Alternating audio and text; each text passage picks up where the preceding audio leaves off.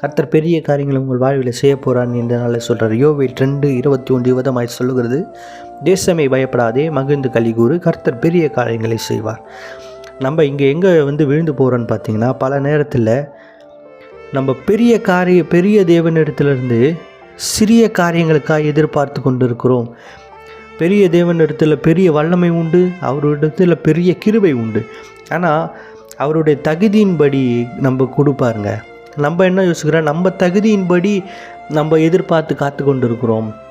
ஆனால் பெரிய தேவனிடத்திலிருந்து அவருடைய தகுதியின்படி ஒரு காரியம் உங்களுக்காக காத்து கொண்டு இருக்கிறது.